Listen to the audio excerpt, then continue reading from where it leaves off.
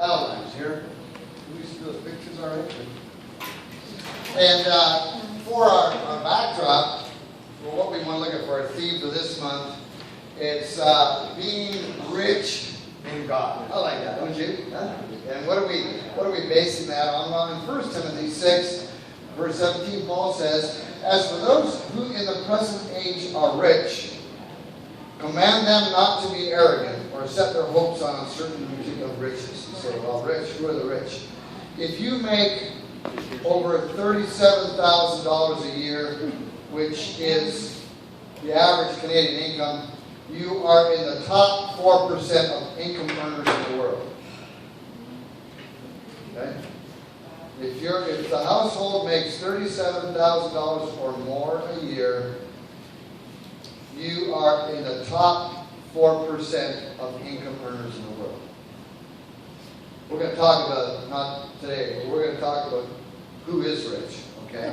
And we have the world tells us well, we're going to talk about that because the world wants to mold our thinking, and the world's thinking is too many times diametrically opposed to what Scriptures teaches. So those who are rich, command them not to be arrogant or to set their hopes on uncertainty of riches, but rather on God, who richly provides us with everything for our enjoyment. They are to, let's read this part together. They are to do good. I didn't hear him read it anyway. To be rich in good works. I like that, eh? To be rich in good works. Let's keep going now. Generous and ready to share, thus storing up for themselves the treasure of a good foundation for the future, so that they may take hold of the life that really is life. Now, when we talk about being rich in God, we're not, first of all, talking about money, but money is a part of it. Okay? You can't do anything in our society today without money. Okay? There is a place without money, a very important, very, very critical role that money has to play in our lives. And we don't have the scripture here, but the Bible says it's the love of money that's the real value. Not money. Money just simply is. Okay? It's value neutral. It's what we do with it that determines whether or not it's good or bad. And so it says here, they are to do good and to be rich in good works. That way we're rich in the Lord. Rich in God. Now, I'm sure you don't know who this fellow is up there. Okay? The little guy. Okay? The little guy that has a gun to his head. Okay? And the second picture is a fellow, that's a car bomb that went off. And part of the habit of what's going on there in Lebanon. Okay, this young man was born in Lebanon from Lebanese and Jordanian parents. Okay, now it just so happens that they were Christian. Okay, they were Christian people. So here's our mystery guest. Okay, there he is. I didn't shrink his picture, right?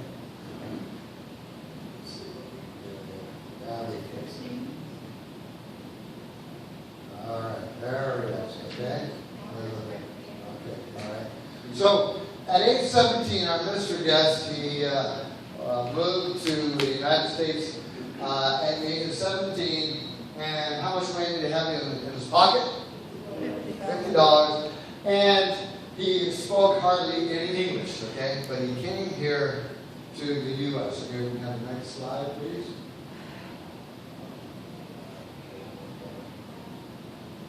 Where is my little thing? Where are you, my little uncle? Oh, there you are. Okay. So, when this fellow came here, he had two goals. Okay? Two goals when he came here to the U.S. His first goal, because he didn't speak conversation English, his first goal was to learn 10 new English words each week. Okay?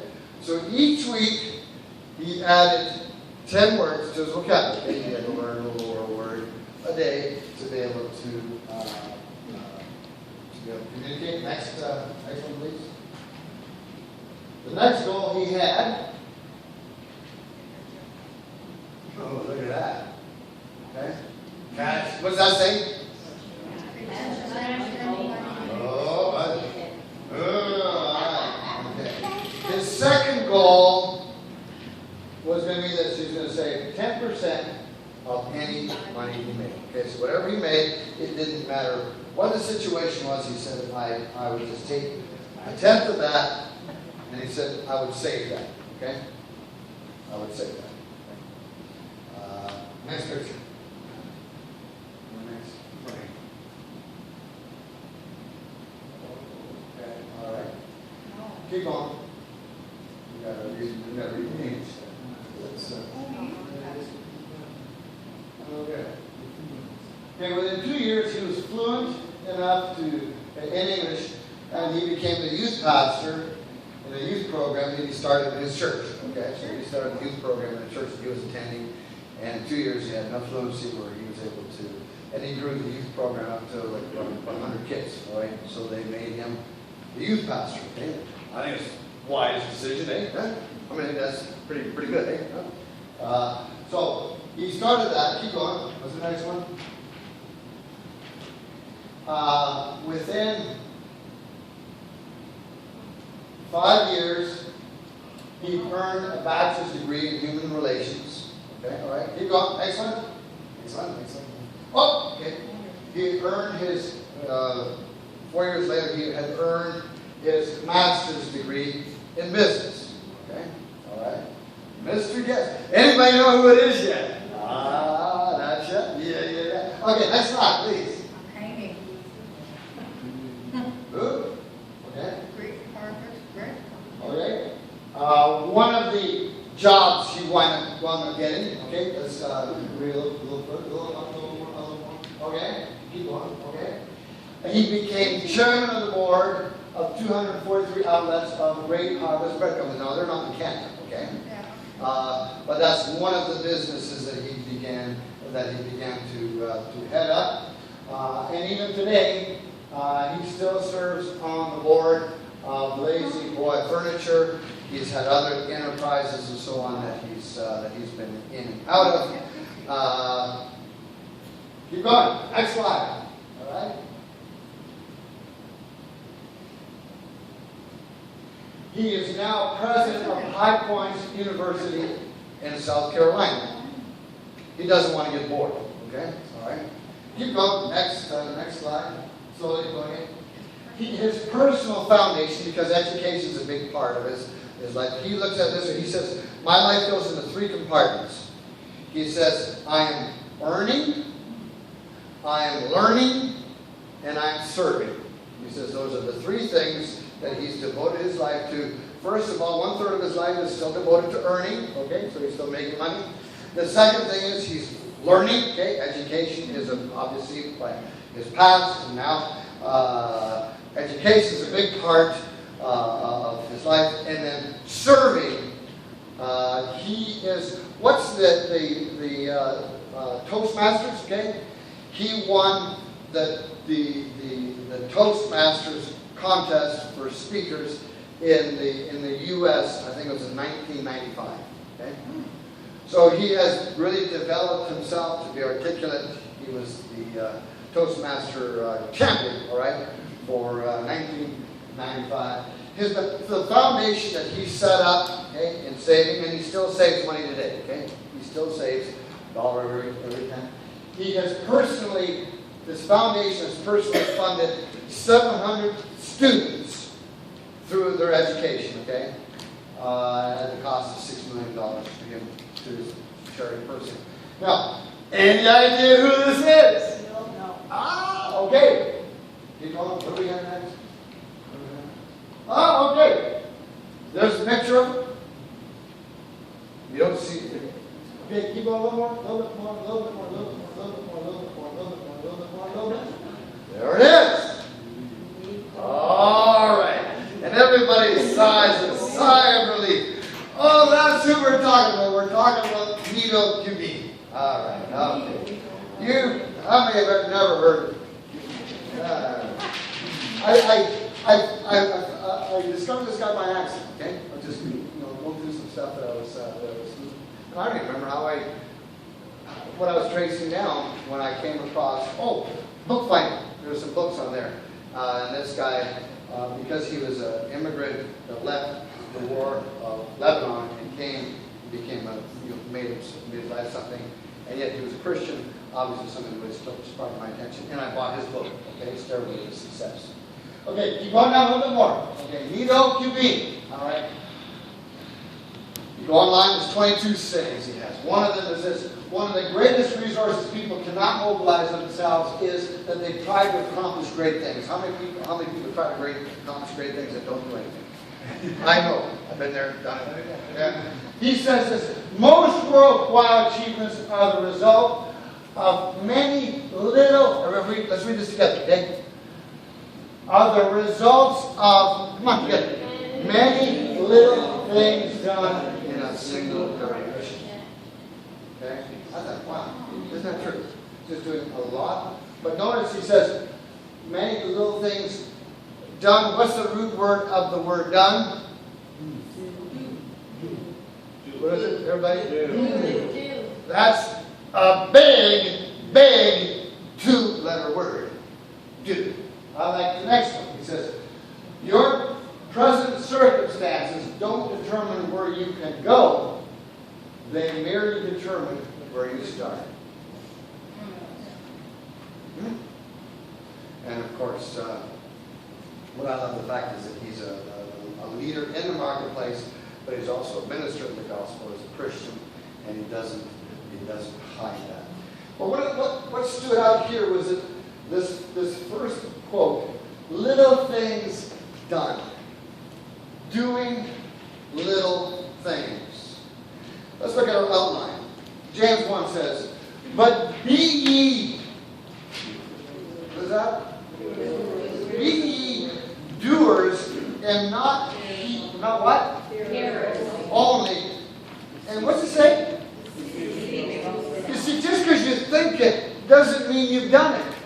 Just because, I need to have a self-conversation here, okay? You listen to the self-conversation. Alex, just because you think it doesn't mean it's so. Alex, you got to look at your to-do list from last week and see, did you do it? Because if you didn't do it, mental assent is a counterfeit for thinking you've done it, Alex. All right? Okay? I break out of my self-conversation. I'm talking to you now, okay? But be ye doers. Because if you don't do it, but you think it, and not like what Diane says, we can't blame the devil. We're self-deceived. Now, there is a real devil, okay? And we look around the world, and we're not denying that. Okay? We're just looking at, hey, let's be real and authentic as to where life is at and where we're going. Deceiving your own self, James 2:17. Even so, faith, if it hath not works, is dead, being alone.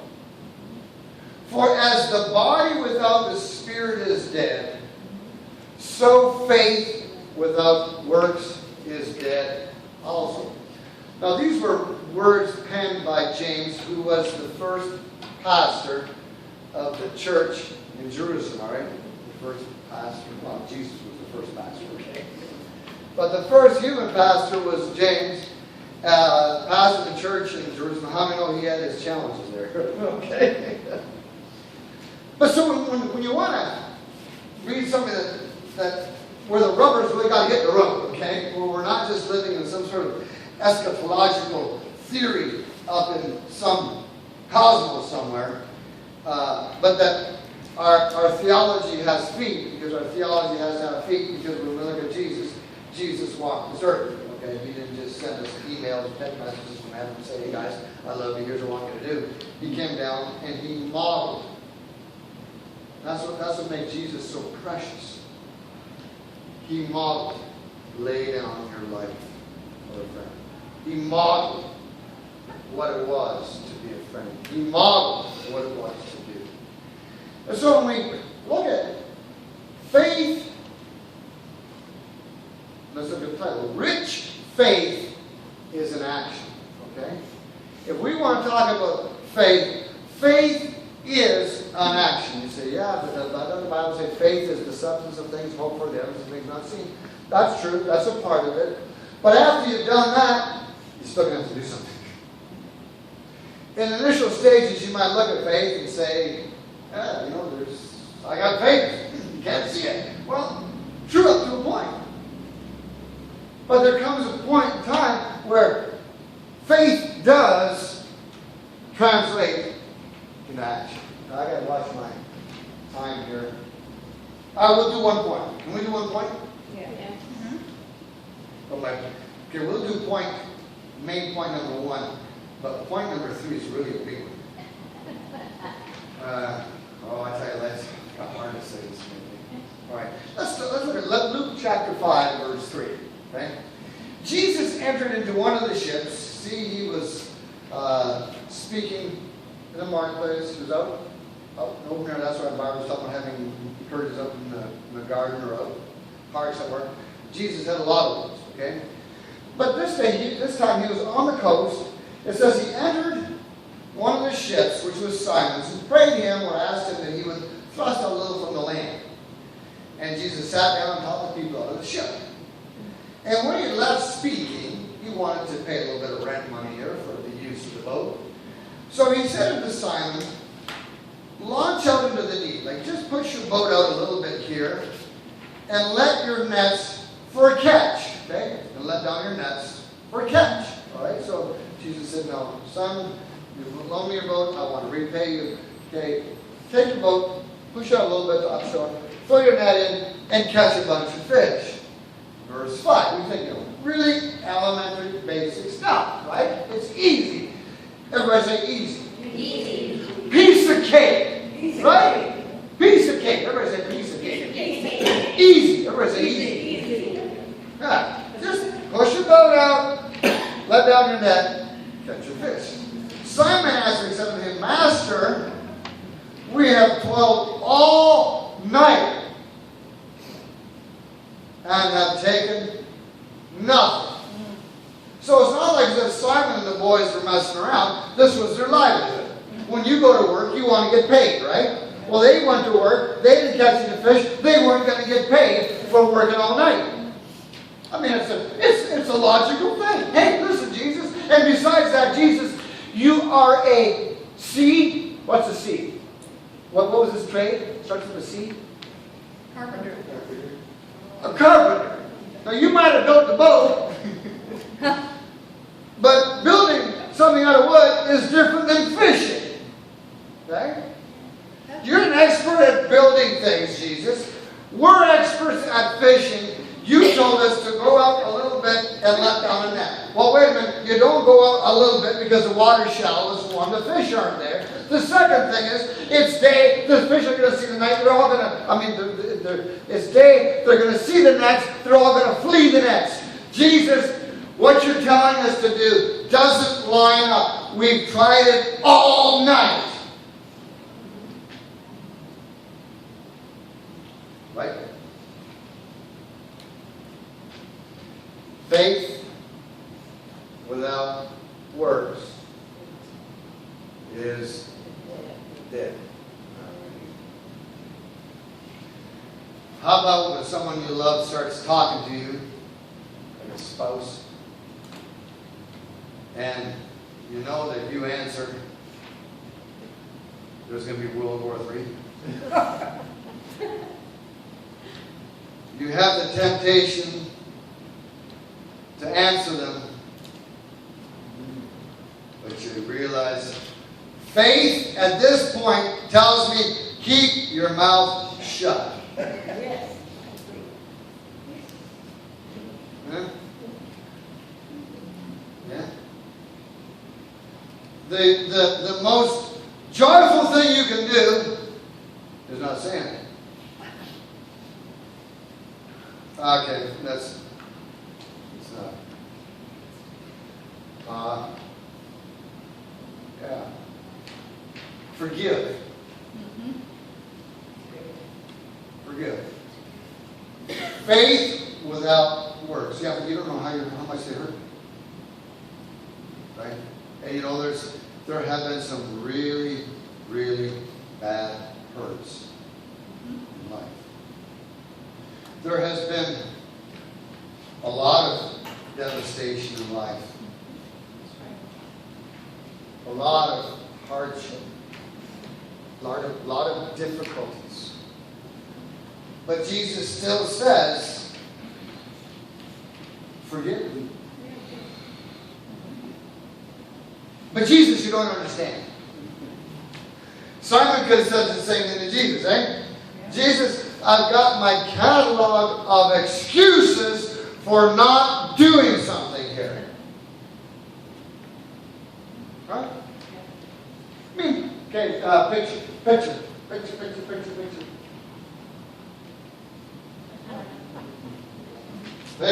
where's the picture? You ain't using the picture. All right, there. We didn't joke around all night. We really tried catching fish.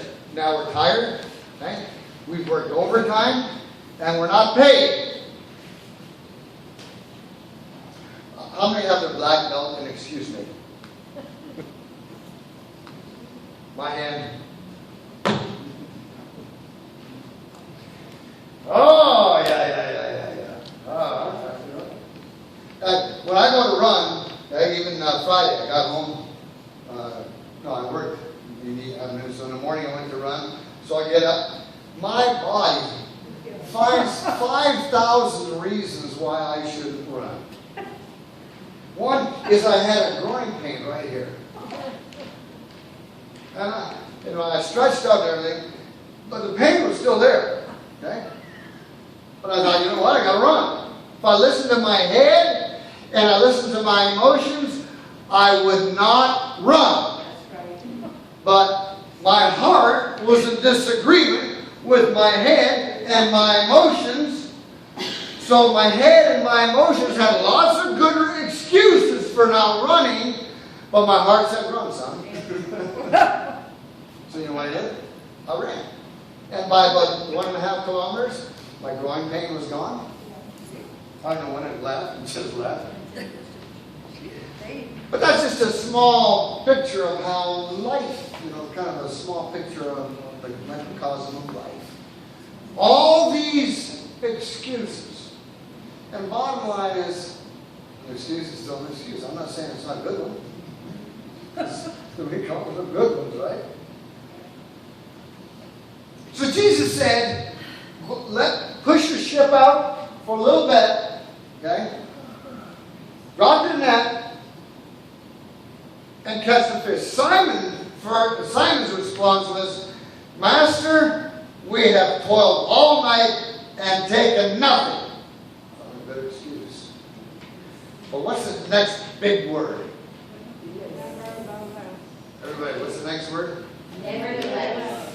Nevertheless, at thy word, I will let down the net.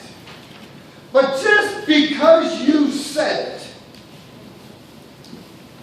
you think he felt like learning all those English words all the time for the first little while? Do you think it was always convenient to save $1 out of $10? You can't come here with $50 in your pocket. Does $50 buy you a house, and car, and all that other stuff? Nevertheless, at thy word, just because you said it, Jesus, okay? Just because you said it, I will let down the net.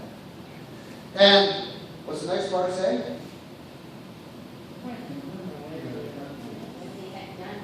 And when they had done this,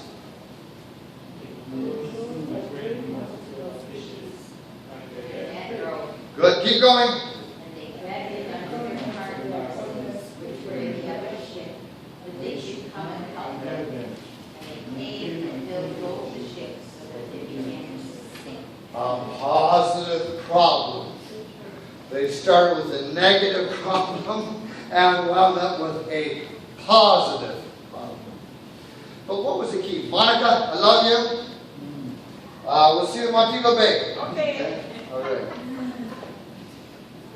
Start with a negative problem. Nothing. Pockets. That's what we're getting paid for tonight. To a boat sinking load of fish.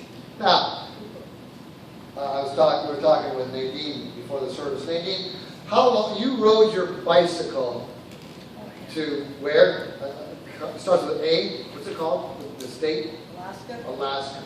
She rode her bicycle. Now it wasn't a powered engine on there, was it? No. Okay. And it took you how many minutes to get there? How many minutes? It took days. It took her 2 months to get to Alaska by pedaling her bike. I want her to teach on the rules. Now, this we just read here with fish. I mean, it's nice when it works like that, right? Huh? A lot of things aren't like that. A lot of things are you work over time of obedience to where it starts to happen. Nevertheless, at thy word. Now, when time's up, I've got the best I have to ignore this morning. So let's jump down the application. Okay, you see the application down there? Because if we don't apply it, you say, well, okay, we got to do, what am I going to do? All right, well, Donnie already introduced you to the homework. Who will I take out for a coffee this week and invite to Harley Davidson Sunday?